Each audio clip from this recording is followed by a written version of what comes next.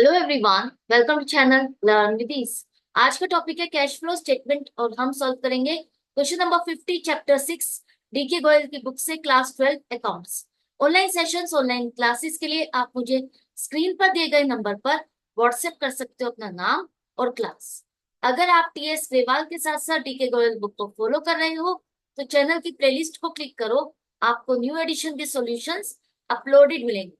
साथ में ही community section में एमसीक्यूज मिलेंगे क्विज के फॉर्मेट में और एमसीक्यूज के सॉल्यूशंस शॉर्ट्स में। तो बहुत कुछ है चैनल पर, विजिट द चैनल। अच्छा लगे तो शेयर और सब्सक्राइब जरूर करें। क्वेश्चन में आपको बैलेंस शीट के फॉर्म पर दिया है। बैलेंस शीट दी है रमन लिमिटेड कंपनी की, जिसको लेकर के आपको cash flow from operating activities calculate करना है। तो कैसे करोगे? तो सबसे पहले हमें चाहिए कौन सी इंफॉर्मेशन कि नेट प्रॉफिट क्या है, इस कंपनी ने नेट प्रॉफिट क्या अर्न किया before tax and extraordinary item. तो इसको निकालने के लिए आप प्रॉफिट कहां से फाइंड करोगे? आपको जो शेयर होल्डर्स फंड में रिजर्व्स एंड सरप्लस का बैलेंस दिया है 1,25,000, इसकी डिटेल आपको नोट्स टू अकाउंट में नंबर 1 पर चेक करना है। इसमें इंक्लूडेड क्या क्या है? रिजर्व्स भी हो सकते हैं, सरप्लस भी हो सकते हैं, एक नहीं कई तरह के हो सकते हैं। तो इसकी डिटेल आपको नोट्स टू अकाउंट में चेक करनी है। और यहाँ पर हमें पता चलता है कि सिर्फ एक ही अकाउंट है, वो भी सरप्लस, और सरप्लस का बैलेंस दिया है 1,25,000 इस साल का। तो क्या ये पूरा प्रॉफिट इसी साल का है? हमें यही प्रॉफिट लेना था, यही हम ढूंढ रहे हैं? नहीं। याद रखना, जब भी कंपनी की बैलेंस शीट है तो उसमें जो भी प्रॉफिट दिया है उसका मतलब है वो एक्यूमुलेटेड प्रॉफिट है।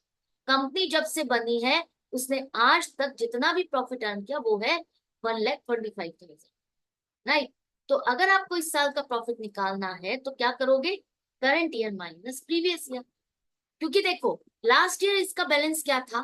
55,000, और 55,000 से ये इस साल इंक्रीज होकर के 1,25,000 हो गया। ये इंक्रीज कैसे हो गया? क्योंकि हमने इस बैलेंस में अपने इस साल के प्रॉफिट को ऐड किया। हम हर साल क्या करते हैं? अपने प्रॉफिट या लॉस को हर साल बैलेंस में प्लस माइनस करते जाते हैं। तो अगर ये इंक्रीज हो रहा है तो इसका मतलब हमने इस साल का प्रॉफिट ऐड किया और इसका ये बैलेंस इंक्रीज होकर के 1,25,000 हो गया। तो आपका करंट ईयर का प्रॉफिट क्या आ गया? 1,25,000 माइनस 55,000, 70। अब जो ये नेट प्रॉफिट आपने लिया है, ये नेट प्रॉफिट बिफोर टैक्स नहीं है, ये है आपका after tax and extra ordinary item. मतलब आप यहाँ पर खड़े हो और यहाँ से आपको यहाँ पहुंचना है। तो इस पॉइंट तक पहुंचने के लिए जो भी आपने चीजें माइनस की उसको वापस से प्लस करना होगा, क्योंकि प्रॉफिट का ही हिस्सा हमने रिजर्व में ट्रांसफर किया होगा। तो उसे आपको वापस से प्लस करना है, क्योंकि वो हमने इस साल जो भी प्रॉफिट अर्न किया उसी का ही तो हिस्सा था जो रिजर्व में ट्रांसफर किया। रिजर्व नहीं है तो भूल जाओ। डिविडेंड अगर आपने शेयर होल्डर्स में बांटा तो वो भी इसी साल के प्रॉफिट का हिस्सा था जो आपने बांट दिया। तो डिविडेंड से रिलेटेड भी इंफॉर्मेशन नहीं है तो उसे भी भूल जाओ। अब बारी आती है प्रोविजन फॉर टैक्स, जो टैक्स आपने एस्टिमेटेड टैक्स अपने इस साल के प्रॉफिट में से माइनस किया। हम टैक्स का क्या करते हैं? हर साल अपने प्रॉफिट में से एस्टिमेटेड टैक्स को माइनस करते हैं। एस्टिमेटेड टैक्स क्यों माइनस करते हैं? क्योंकि हम अपनी बुक्स को क्लोज करेंगे 31 मार्च को एंड में जाकर के, और उसके बाद आप अपनी क्लोज करके बुक्स को फाइनल करोगे, अपना प्रॉफिट कैलकुलेट करोगे और उसके बाद टैक्स कैलकुलेट करोगे और टैक्स जमा करोगे। तो उसमें आपकी 31 मार्च तो निकल गई। तो अब टैक्स कब जमा होगा? अगले फाइनेंशियल ईयर, मतलब 1 अप्रैल 2021 से 2022 तक आप पे करोगे। तो यहाँ पर हमें एक एस्टिमेटेड अमाउंट माइनस करनी पड़ती है। एक्चुअल तो बाद में कैलकुलेट होगा, लेकिन हम ये मान के चलते कि चलो इतना टैक्स तो बन जाएगा, इसको माइनस कर दो। तो वो भी आपने अपने प्रॉफिट में से ही तो एक हिस्सा माइनस कर दिया, वापिस से प्लस करो। तो आपको प्रीवियस ईयर का नहीं, करंट ईयर का प्रोविजन फॉर टैक्स वापिस से प्लस करना है। अब प्रोविजन फॉर टैक्स कहाँ मिलेगा? करंट लाइबिलिटीज में शॉर्ट टर्म प्रोविजंस जो आपको दिया है, जिसकी डिटेल आपको कहा है कि नोट्स टू अकाउंट्स में नंबर 3 पर चेक करो। तो नंबर 3 पर आपके पास आ रहा है लास्ट ईयर का 5,500, इस साल का 9,000, राइट। तो हमें कौन सा लेना है? Provision for tax. और यहाँ पर एडिशनल इंफॉर्मेशन में दिया टैक्स पेड 6,500, मतलब तीनों फिगर अलग है। तो मैंने आपको पहले भी बताया है जब भी तीनों फिगर अलग है इसका मतलब कुछ ना कुछ गड़बड़ है। ये इस साल का प्रोविजन फॉर टैक्स 9,000 नहीं, कुछ और फिगर आएगी। तो कैसे पता करोगे? आपको इसका अकाउंट बनना है।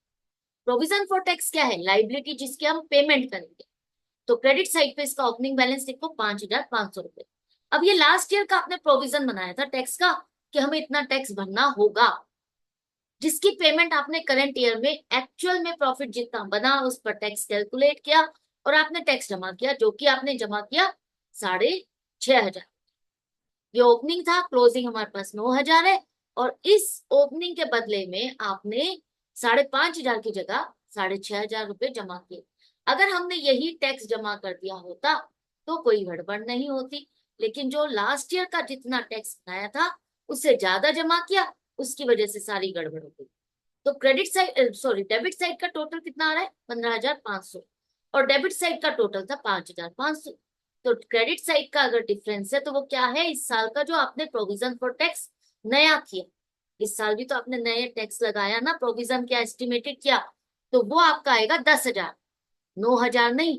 क्योंकि डिफरेंस कहाँ सेटल हो गया? आपका 1,000 का जो डिफरेंस आ रहा है वो इस वजह से सेटल हो गया क्योंकि आपने 5,500 की जगह 6,500 रुपए जमा कर दिए। तो 10,000 की जगह लाइबिलिटी कितनी रह गई? 9,000, जो कि रॉन्ग हो जाएगा क्योंकि हमने अपने प्रॉफिट में से ये वाला प्रोविजन माइनस किया है। तो आपको इसी को ही प्लस करना है। आई होप आपको अच्छे से समझ में आ गया। तो अब net profit before tax and extra ordinary item 80,000 है। एक्स्ट्रा ऑर्डिनरी आइटम यहाँ पर क्वेश्चन में कुछ भी नहीं दिया। एक्स्ट्रा ऑर्डिनरी आइटम में आता क्या है? वो सारे खर्चे या इनकम जो आपके नॉर्मली बिजनेस में नहीं होते, रूटीन रेगुलर बेसिस पर नहीं होते, जैसे टैक्स का रिफंड मिलना। इनकम टैक्स का रिफंड कभी कभी मिलता है। इसी तरह से बेड डेट्स रिकवर होना, कोई कंपनसेशन मिलना, कोई इंश्योरेंस क्लेम मिलना। तो ये सब क्या है? एबनॉर्मल इनकम है जो आपको किसी किसी साल ही मिलती है, हर साल नहीं। तो अगर प्रॉफिट ऐसा होता तो हम उसको माइनस करते यहाँ से ताकि नॉर्मल रूटीन के इनकम तक पहुंच सके। लॉसेस में क्या हो सकता है? Loss by fire, loss by theft, loss by accident, natural calamities, जो भी है वो सारे लॉसेस जो नॉर्मल फॉर्म में है वो आपको यहाँ से वापस से जो आपने माइनस किए हैं प्लस करने हैं। तो ऐसी कोई इंफॉर्मेशन नहीं है तो उसको भूल जाओ। तो 80,000 आपका आ गया net profit before tax and extra ordinary item. तो फर्स्ट स्टेप हमने कर दिया। इसके बाद नेक्स्ट एडजस्टमेंट आपको करनी है non cash and non operating item पे। तो नॉन कैश में आपका क्या कवर होगा? वो सारे खर्चे या इनकम जिसके लिए आपने कैश में पेमेंट नहीं की या कैश रिसीव नहीं किया। जैसे डेप्रिसिएशन। डेप्रिसिएशन आपने किस पे लगाया? अपनी जो नॉन करेंट एसेट है, फिक्स्ड एसेट्स है, उसको आप यूज करने के हिसाब से अपना एक एस्टिमेटेड अमाउंट खर्चों में डालते हो। एसेट तो आप बहुत पहले खरीद चुके हो। आज जो आप डेप्रिसिएशन नाम से जो खर्चा डाल रहे हो वो आप कह रहे हो कि मैंने इस मशीन को यूज किया, इसकी वैल्यू घट गई। तो हर साल हम जैसे जैसे यूज करते जाते हैं उतनी अमाउंट अपनी कॉस्ट में ऐड करते जाते हैं कि ये भी तो खर्चा हुआ। लेकिन इस खर्चे के लिए आपने पेमेंट किसी को नहीं की, तो ये नॉन कैश का खर्चा है, वापस से प्लस करोगे। और क्या हो सकता है? अगर कोई इंटेंजिबल एसेट है वो आपने अगर राइट ऑफ की है तो वो भी आपका नॉन कैश का आइटम है। अब यहाँ पर देखो इंटेंजिबल एसेट है जिसकी डिटेल आपको नोट्स टू अकाउंट पे चेक करनी है, और वो है आपकी पेटेंट। लास्ट ईयर थी 15,000 और ये हो गई 25,000। पहले से इंक्रीज हो गई 10,000। और अगर पेटेंट इंक्रीज हो रही है, इंटेंजिबल एसेट इंक्रीज हो रही है, तो इसका मतलब आपने परचेज की है, राइट ऑफ नहीं की। और ये एसेट आपने परचेज की। तो परचेज करने पे हमारा कोई खर्चा नहीं हुआ, कोई नुकसान नहीं है आपने डाला, ये बल्कि आपका इन्वेस्टिंग एक्टिविटी में कवर होगा अगर आपने ये एसेट खरीदी है। और क्या हो सकता है नॉन ऑपरेटिंग आइटम्स में? नॉन ऑपरेटिंग आइटम में वो चीजें आएगी जो आपके ऑपरेटिंग एक्टिविटी से रिलेटेड खर्चे या इनकम नहीं है, जैसे इन्वेस्टिंग एक्टिविटीज। इन्वेस्टिंग एक्टिविटी में अगर आपने किसी एसेट को बेचा और एसेट को बेचते हुए लॉस या प्रॉफिट जो भी हुआ वो आपका ऑपरेटिंग एक्टिविटी से रिलेटेड नहीं है। तो लॉस अगर आपने प्रॉफिट एंड लॉस में डाला तो वापस से प्लस करना होगा, और अगर प्रॉफिट हुआ वो आपने प्रॉफिट एंड लॉस में क्रेडिट किया था तो उसको वापस से माइनस करना। और क्या हो सकता है? अगर कोई नॉन करेंट इन्वेस्टमेंट होती जिस पर आपको इनकम मिलती तो वो भी इन्वेस्टिंग एक्टिविटी है। तो उसकी इनकम अगर आपने प्रॉफिट एंड लॉस में डाली है क्रेडिट साइड पे, वो ऑपरेटिंग एक्टिविटी का हिस्सा नहीं है, हमें माइनस करना है।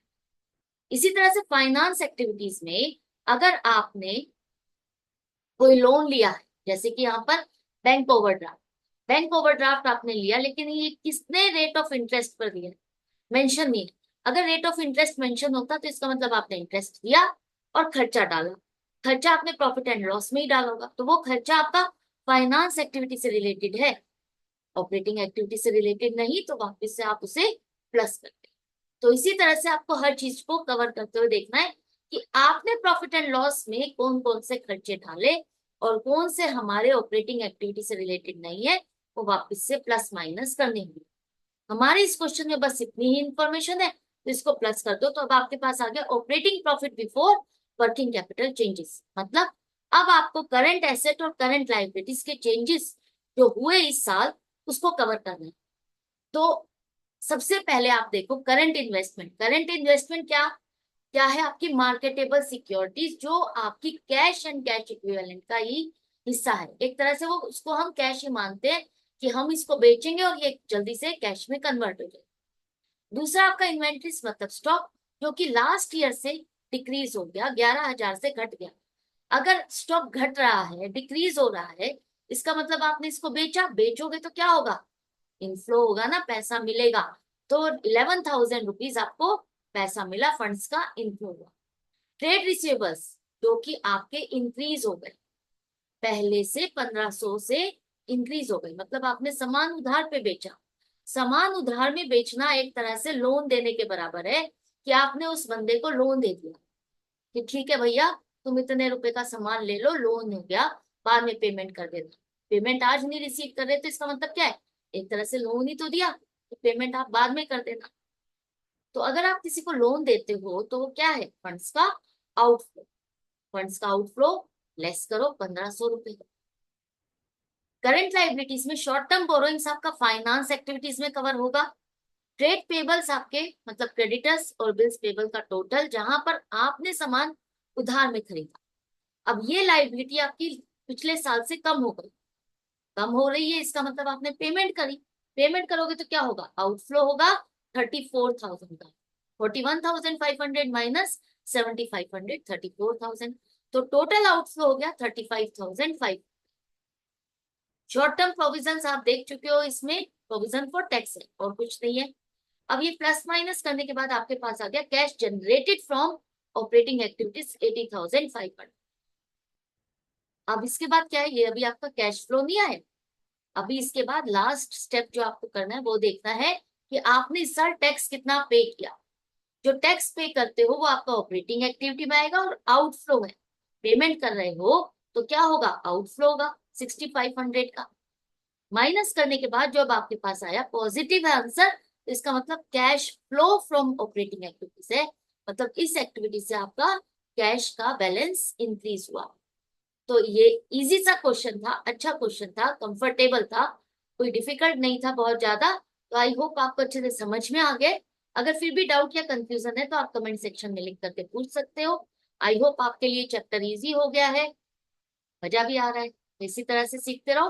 मिलते हैं नेक्स्ट वीडियो में नेक्स्ट क्वेश्चन के साथ। Good bye and take care.